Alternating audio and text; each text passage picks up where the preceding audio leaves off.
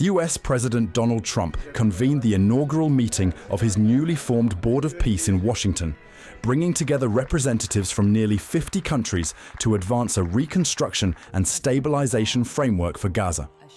During the session, Trump announced that contributing nations had raised more than $7 billion towards an initial relief and reconstruction package.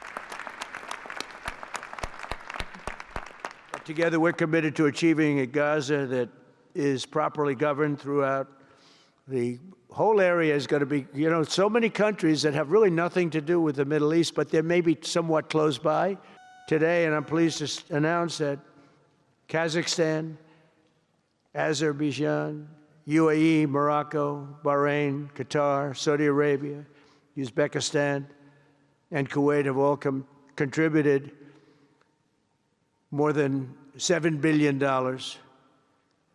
toward the relief package. That's great. Thank you, fellas. Thank you. Coexistence among Egypt supports the mandate of the Board of Peace. The achievements of the ceasefire is real. Supporting Gaza through the Board of Peace. Several countries outlined their pledges.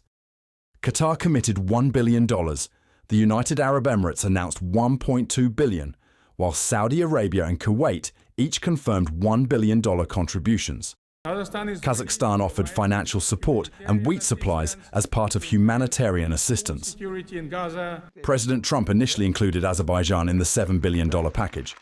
However, Azerbaijan's assistant to the president, Hikmet Hajiev, later clarified that while Azerbaijan supports the Board of Peace as a founding member and may consider future investment projects in Gaza, it does not envisage participating in the announced financial initiative. On security, Indonesia pledged up to 8,000 troops for a proposed international stabilisation force. Morocco, Kazakhstan, and Albania committed personnel, while Egypt and Jordan agreed to train Palestinian police units.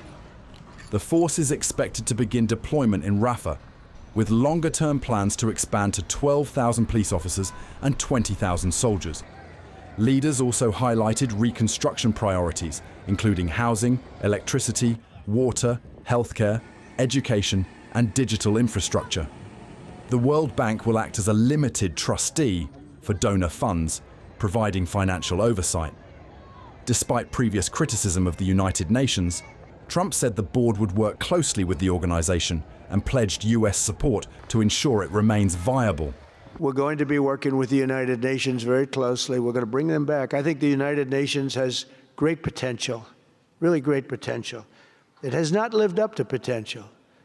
The 8 wars, I never even spoke to them about one of them, and I should be speaking to them about all of them.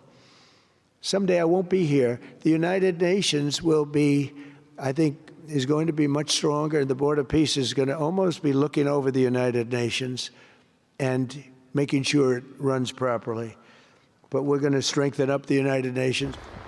Major political questions remain unresolved, including the disarmament of Hamas, the withdrawal of Israeli forces, and Gaza's long-term governance.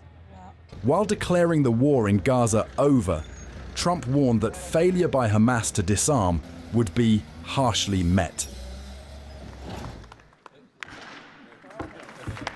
The board's success will now depend on whether pledged funds materialize and whether security and political conditions allow reconstruction to move from plans to reality.